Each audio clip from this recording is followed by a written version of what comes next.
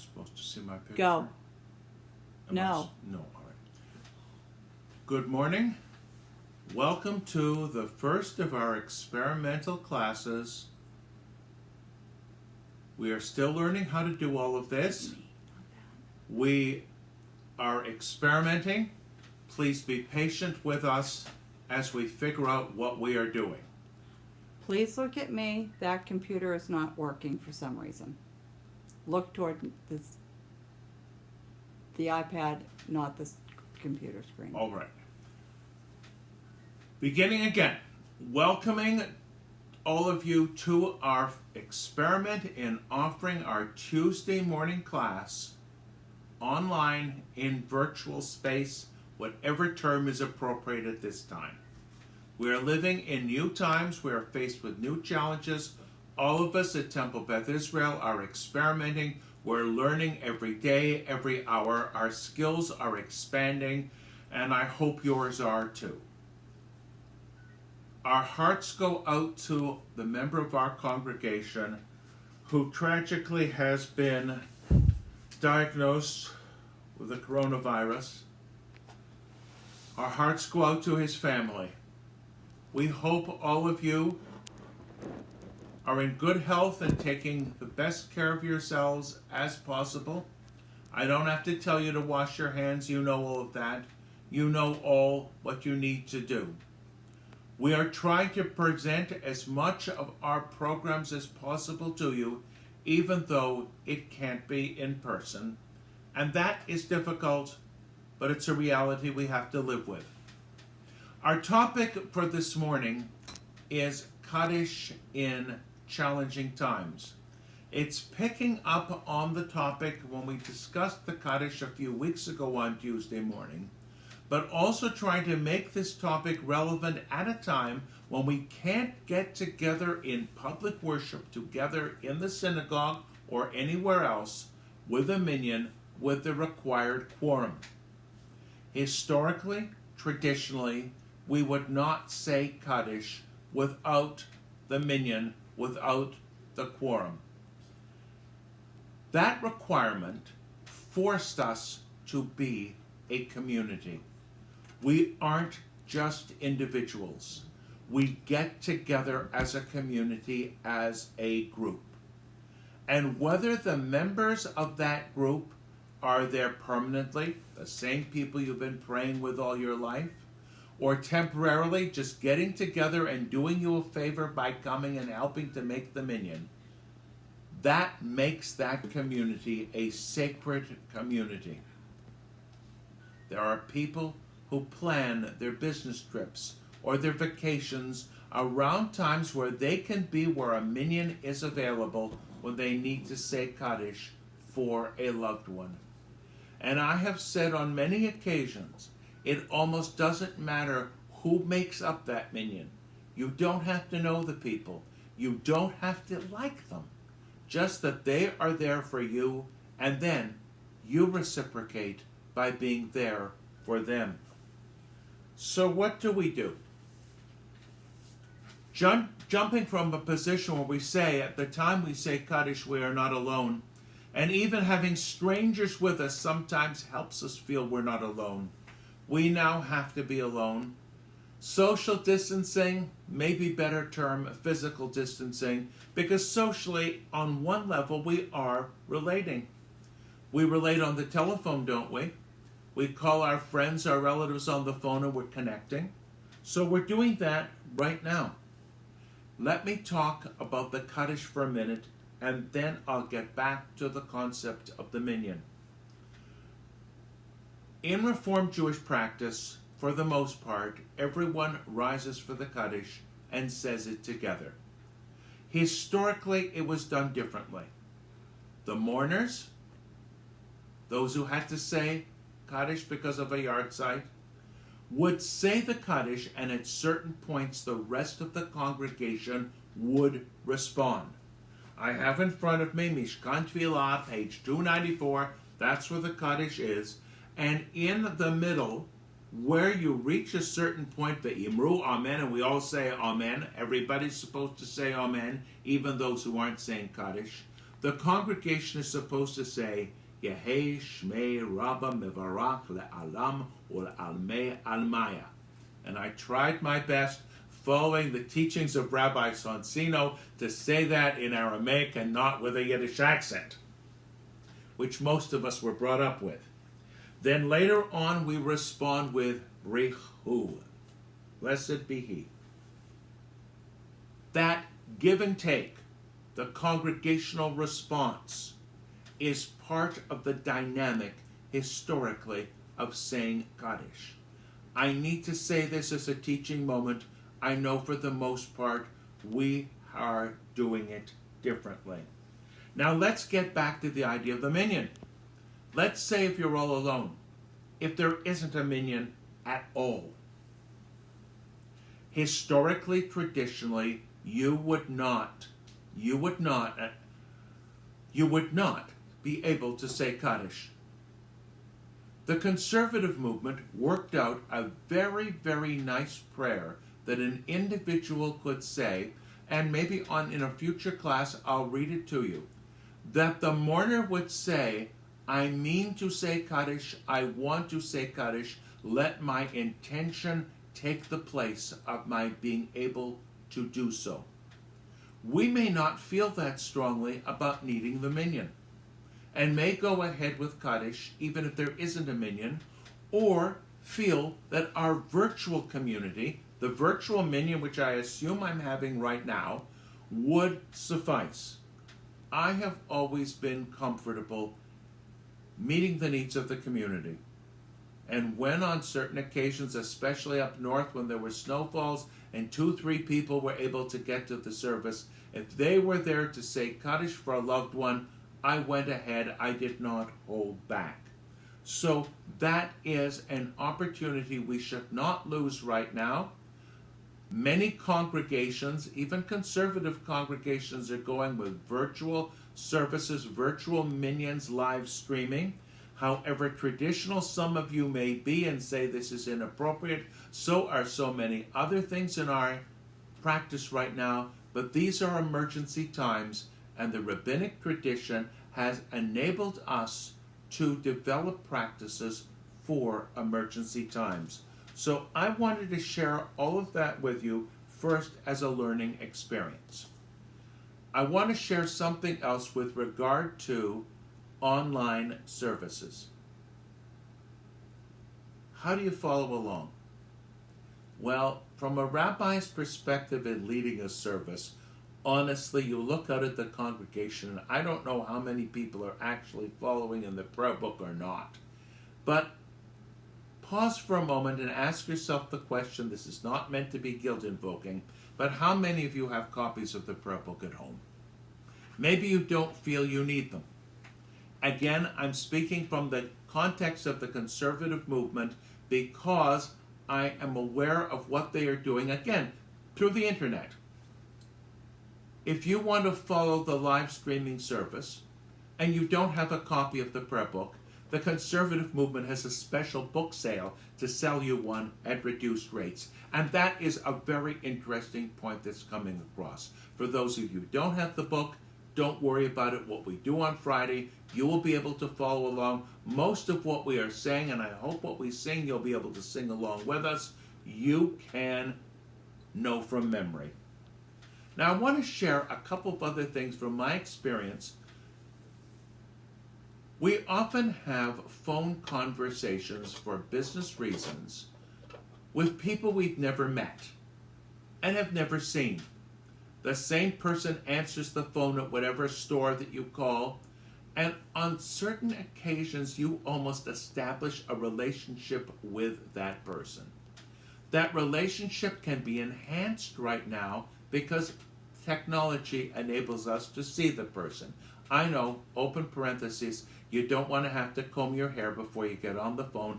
I realize that too. I understand. I had a long-going phone, shall I say, relationship with someone with a book publisher that I was talking with back and forth for a couple of years, and we'd stay on the phone forever. I never met that person. I don't know what that person looks like, and that means a different kind of relationship. That is why I think in the Torah, where it says God spoke to Moses, and we were taught to translate directly, literally it says face to face. When you see a person's face, you know that person. Now, these virtual services and virtual programs that we are offering, I know you can find live streamed services online. Go to the URJ website. You will find it. There is a whole list of congregations throughout this country that live stream their services on a regular basis. I have enjoyed on occasion seeing what other congregations do. Some of them have the most sophisticated productions. Yes, they have the equipment, they have the millions of dollars to do it, the studios to produce it, all the technicians who are on staff full time. It does cost money, as everything else does. We're not there yet. Contributions will be accepted. We're not there yet. But I'm going to suggest, if you want to look at other congregations, please do so. It's wonderful. It's fascinating. You see what we have in common, what every congregation seems to do, and where we differ. And we can pick up great ideas. On the other hand, if you tune in, I'm using a term from a different generation, forgive me. If you tune into what Temple Beth Israel of Longboat Key is offering, you will see, I hope, a familiar face. What does that familiarity do? It creates, again, closeness, even though physically I'm not with you. And I thought of an example last night in the middle of the night. I don't know why it came back to me, but from my childhood. My grandparents had a friend who had a son who did television commercials. Every time he came on, and it wasn't that often, but still, my grandmother in particular got all excited, as if she saw Harry in person, and that was his name. And I knew him too. That personal connection, even though we can't literally touch each other, but we can touch each other in a different way. We're not supposed to touch, we're not supposed to hug, we're not supposed to kiss. May the day come very, very quickly when that will be possible. I want to reach out to all of you and say that this is an opportunity for me, and I hope for you, to learn about different ways of Jewish creativity. I am learning about all these electronic approaches. And part of our class has been to see how things have changed through the ages. I have said seriously, and people think I'm joking, that we're still dealing with the invention of printing. Look at what we do when we read from a Torah scroll. It is a manuscript, handwritten on parchment by a scribe, the way it's been done for generations. It would be so much easier to read from a printed book. But we keep that tradition alive, and it helps us realize the significance of the invention of printing. Now, if I talk about the significance of the invention of printing, I'm years out of date. My mind, still in the 20th century. If I want to read what somebody has said about a certain topic, I can get a copy of the Book of Borwit from a library. I don't have to write out a copy longhand myself or hire a scribe to do it. I know, I'm thinking in ancient terms in the 20th century. Today, a click or two, and it's on the computer. We are developing new ways of worship. There was a time when everybody did not have a prayer book. Think of what the invention of printing did then. And a good reason for the repetition of certain prayers in the synagogue, so afterwards the congregation could say amen. In other words, I say this too, because I can't say it, I don't have a text in front of me, and I haven't memorized it yet. So let us as a community continue to be open to new developments. I find them very exciting, and as I am very committed to learning more and more about the practices that we had in the past, student of history, what do you want? Still, I am fascinated by what we are doing right now in the future, okay? And that is very important to me. I was asked to talk about Zoom. I am learning about Zoom. We did a staff conference for Temple Beth Israel via Zoom, I guess that's the way you say it, yesterday morning. We're still struggling, we're still experimenting, and that's the only way we can do it. But soon, I hope, we will be able to have interactive conversations if we can't get together in our sanctuary or in our library for our classes and for our Torah discussions and for our services. This is not an easy time by any stretch of the imagination. We've faced crises before. But getting back to Kaddish, think of those Jews who were all by themselves, who knows where, escaping from persecution and not being able to find a minyan, or in a concentration camp or a ghetto, desperately trying to find other Jews, but maybe not being able to do so. For some, not being able to say Kaddish was significant. It was significant because they weren't willing and couldn't, for their religious commitment level, change the rules. But then, when the minyan did exist for them, it was all the more meaningful and powerful. I understand the power of the entire congregation rising for Kaddish.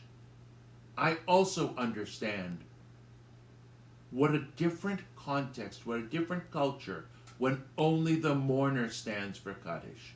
A lot of people don't want to be self-conscious. A lot of people don't want to be embarrassed if, let's say, they don't know how to pronounce the words properly. We have done things differently through the ages. Let us continue to develop, as I think I have developed in just the past week. If you had spoken to me last Thursday or Friday, I was in a very, very different place as to what we are able to do. Now, plans for the future. I said this yesterday. Sadly, we had to cancel our choir concert, but that doesn't mean you can't take advantage of last year's concert encore. How many of us have heard the same piece performed several times? How many of us have gone to the same play or read the same book? Enjoy last year's concert again. On Friday, we are going to do our best, assuming everybody is okay, to record prayers, sermon topic, again to deal with our present crisis, a Misha Berach, a prayer for those people who are ill, for those who are helping those who are ill, and Kaddish for those who have Yartzeit and for the recently departed. We are trying to present as much as we can to the congregation and make things available. One more topic which has come up, and seriously so. The Passover Seder. We can't do our community Seder. It's not possible, and two ideas are floating around. No promises. The ideas are still in flux in our minds. One would be that I walk everyone through a model Seder. In other words, we're pretending this is the real thing. We set everything up. We have a table. We have the Seder plate. We go through the major portions of the Seder. I would read them. You would listen.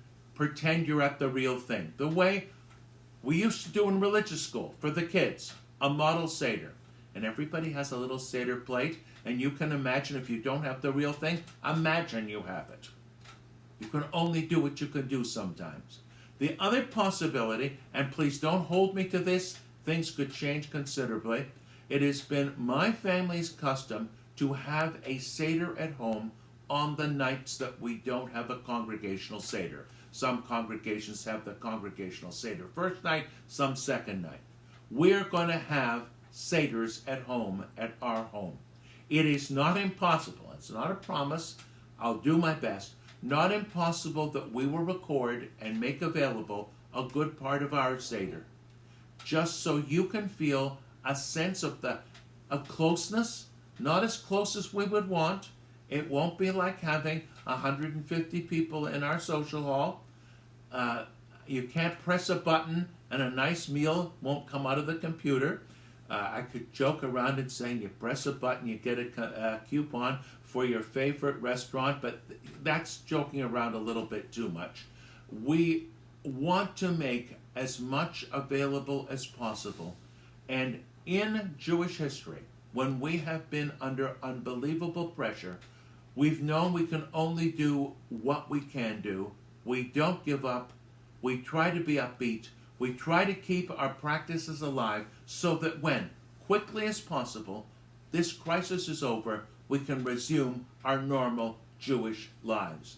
May we all be blessed with health and with strength. And may we all participate in the struggle by washing our hands and keeping the physical distance that is necessary at that time. It's a religious obligation that all of us have to live up to. Thank you very, very much for being part of this. Thank you for listening. And in conclusion, I would like to say how touching it has been for me to receive such positive responses on everything we're doing. I need to express thanks, it's most appropriate, to my director and producer, Corin, to Spencer for helping out with other technical things, to Isaac, who has helped us when we have not known what we are doing, also to Shauna and to Jen for managing the office, and long distance. I don't quite know what else to say except a general thank you, and to Terry and to Robin and for everyone else for keeping Temple Beth Israel alive. If I'm leaving anything out, and I say this often to the congregation and to classes, or whose name am I forgetting to mention, and please be with me, I'll be with you, and may God give us strength. Amen.